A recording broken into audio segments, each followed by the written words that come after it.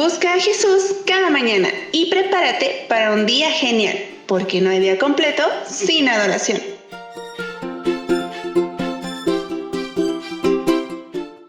Hola, muy buenos días. Gracias que nos acompañan nuevamente en esta mañana de viernes para nuestro repaso que acostumbramos. Les saludamos con mucho gusto a José Ramón y Rosa Elena. Le damos una bonita bienvenida a repasar nuestro folleto de escuela sabática. Estuvimos viendo la lección número 7, el cuerpo unificado de Cristo. Y nuestro versículo, Efesios 4, 11 y 12, dice: Él mismo dio a unos el ser apóstoles, a otros profetas, a otros evangelistas y a otros pastores y maestros, a fin de perfeccionar a los santos para desempeñar su ministerio, para la edificación del cuerpo de Cristo. Gracias, Rosalena. Esta semana estuvimos hablando acerca de la unidad y también acerca de los dones que Dios ha dado a su iglesia. Y también veíamos una fábula de Esopo acerca del estómago y los pies y cómo cada uno decía sentirse más importante. Sin embargo, Pablo usó también la imagen del cuerpo humano para aclarar un aspecto espiritual. Para Pablo, el cuerpo humano, que es la iglesia, está compuesto por varias partes con diferentes capacidades, donde todas deben de trabajar juntas para que el cuerpo sea saludable. Aquí Pablo vuelve a implementar la metáfora del cuerpo que anteriormente utilizó con tanta eficacia. Vimos aquí también, José Ramón, que Cristo es ahora la cabeza del cuerpo y que suple al cuerpo con gente que tiene dones que ayudan a unificar el cuerpo, donde cada parte, cada miembro de la iglesia contribuye con sus habilidades al todo. Y eso es lo que estuvimos viendo, hablando acerca de la unidad. El domingo 6 de agosto vimos la unidad del Espíritu. Y ahí estuvimos analizando que en el principio, para introducir donde se basó el estudio de esta semana, Efesios 4, del 1 al 16, y vimos cómo Pablo alienta a los creyentes a formar parte de esa unidad. Pablo comienza la segunda mitad de Efesios del capítulo 4 al 6 con un conmovedor llamado a la unidad, pero en dos partes principales. En primer lugar, en Efesios 4 del 1 al 6, les pide a los creyentes que fomenten la unidad del Espíritu, exhibiendo virtudes que fomenten la unidad. Sí, y para tener esta unidad, él utiliza el verbo de andar en un sentido figurado de comportarse o vivir. O sea, para tener unidad debemos de andar con Cristo, y un llamado a practicar las virtudes que conducen a la unidad, que es la humildad, la mansedumbre y la paciencia. Estuvimos analizando ese día. Al comienzo del capítulo, Pablo invita a los cristianos a que anden como es digno de la vocación a que fueron llamados. Recuerda que aquí también vimos una lista poética de los 7 unos. Sí, en la parte del lunes, ¿verdad? Unidos en el único. Esos unos mencionados en Efesios 4 del 4 al 6, ahí vimos que debemos estar unidos en un solo cuerpo, un espíritu, una esperanza, un Señor, una fe, un bautismo, y al final remarca y lo dice bien, un Dios y Padre de todos. Amén. Aquí, ¿qué quiere comunicar Pablo mediante esta descripción poética de Dios Padre, José Ramón? Debido a que es Padre de todos, Dios el Creador, el resto de la oración es una descripción de cómo se relaciona Dios con todo lo que hizo luego de crear el mundo. Pablo no incursiona en las herejías del panteísmo ni del panenteísmo, sino que más bien proclama la trascendencia de Dios, o sea, lo importante que es Dios en esto que nos ha dado.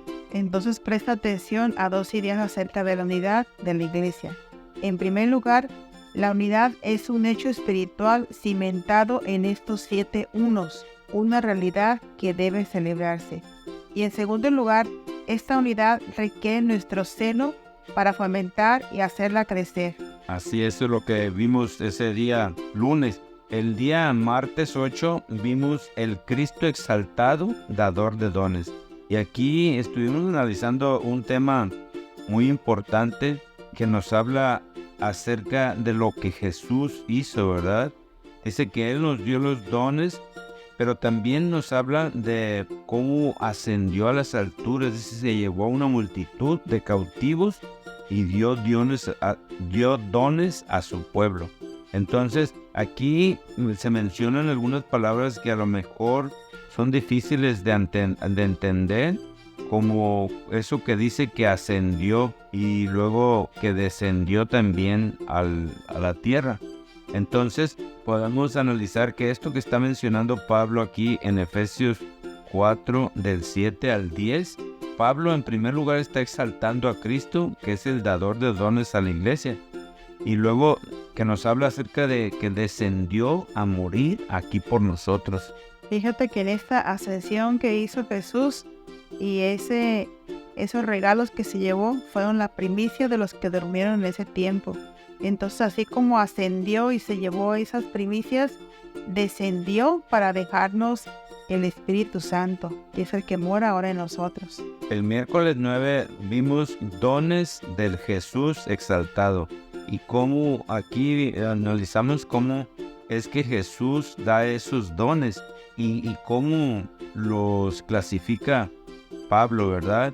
Los identifica en 4 grupos de personas que reciben esos dones como parte del tesoro que el Jesús exaltado da a su iglesia. ¿Te gustaría decirnos los grupos de las personas que dio esos dones? Número 1, apóstoles. Número 2, profetas. 3, evangelistas. Y el 4, pastores y maestros. Fíjate que aquí llama la atención de que los pastores y maestros los pone en un solo grupo.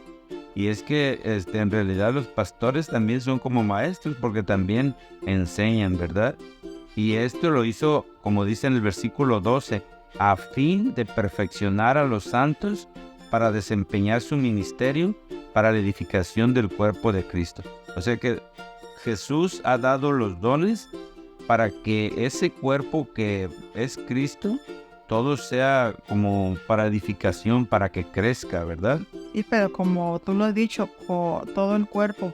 Por eso dice, hasta que todos lleguemos a la unidad de la fe y del conocimiento del Hijo de Dios, a un estado perfecto, a la madurez de la plenitud de Cristo.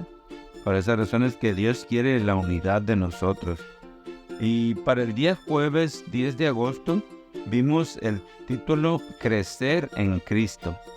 Y esto, antes de ver algo de crecer, vimos cómo en Efesios 4:14 nos habla acerca de un texto acerca del peligro que amenaza la madurez cristiana.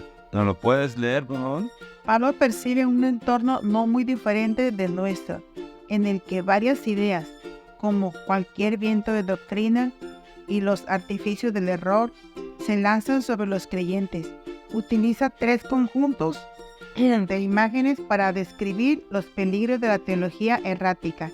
¿Recuerdas de esos 3 grupos? Sí, en primer lugar, la inmadurez de la niñez, ¿verdad? En segundo lugar, el peligro que hay en alta mar, como cuando somos zarandeados por las olas. Y en tercer lugar, ser estafados por personas astutas que, como los apostadores, practican la prestidigitación. O sea, que debemos ser cuidadosos. Por esa razón, para crecer en Cristo necesitamos esa comunión con Él, estar caminando con Él cada día y sobre todo estudiando su palabra, porque su palabra nos va a ayudar para que nosotros podamos tener ese crecimiento que Dios espera de nosotros. Pablo cree que la división es una importante señal del error. Y es cierto, José Ramón, cuando hay una iglesia dividida es un completo error porque no hay unidad. Lo que nutre y hace crecer el cuerpo y lo ayuda a mantenerse unido es bueno, mientras que lo agota y lo divide es malo. Entonces, pero también nos da el remedio, si se puede decir, ¿verdad? Para que una iglesia esté sana, debe funcionar como un cuerpo, como lo vimos en Efesios 4, 15 y 16, que dice que debemos de seguir la verdad en amor y teniendo un cuerpo, dice, bien concertado y unido, entre sí por todas las coyunturas. Entonces, también así es como vamos creciendo. Pablo aboga por la unidad de la iglesia, recluta a los destinatarios a fin de fomentar afectivamente a la unidad. Eso es como vimos este día. Y para hoy, viernes 11 de agosto, tenemos unas explicaciones acerca de estos textos que estuvimos analizando esta semana. Hay 2 notas que nos ayudan a ampliar nuestro estudio de Efesios 4, del 7 al 10, que eso es lo que habíamos visto en la parte del martes, acerca de lo que dice de que Jesús subió y luego después descendió, ¿verdad?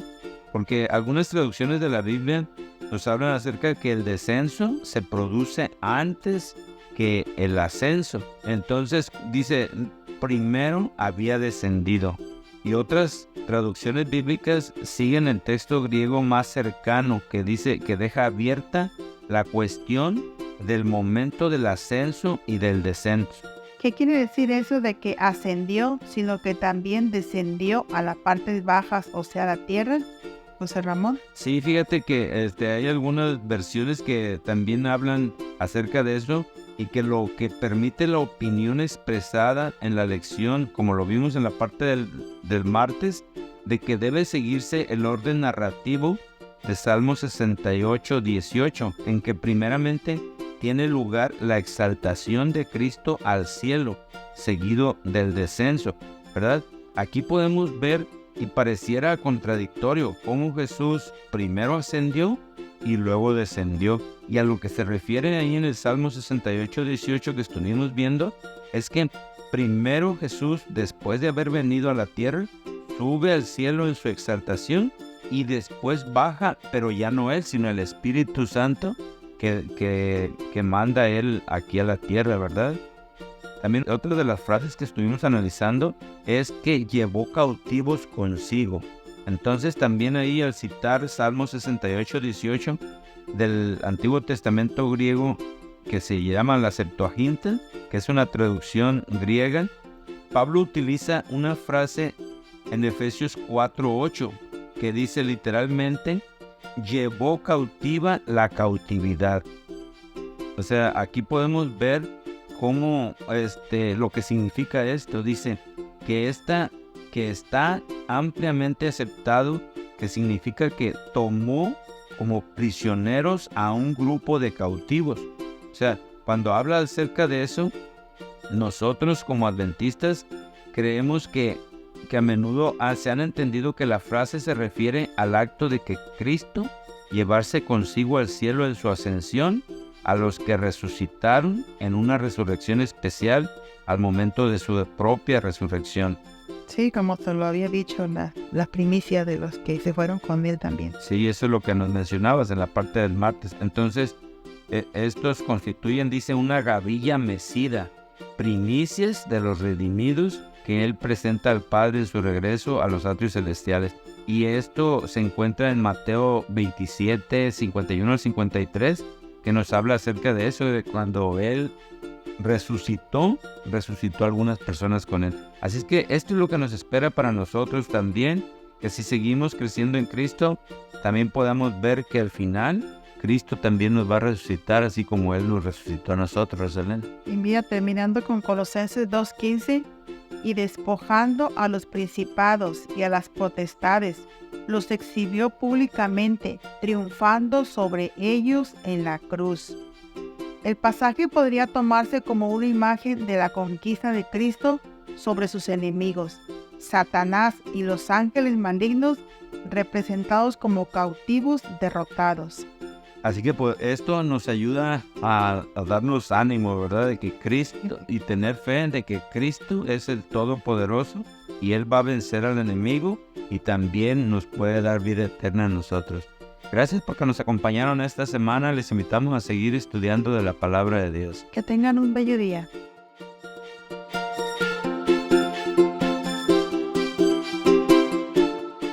Haz de esta reflexión tu momento de alabanza, porque no hay día completo sin adoración.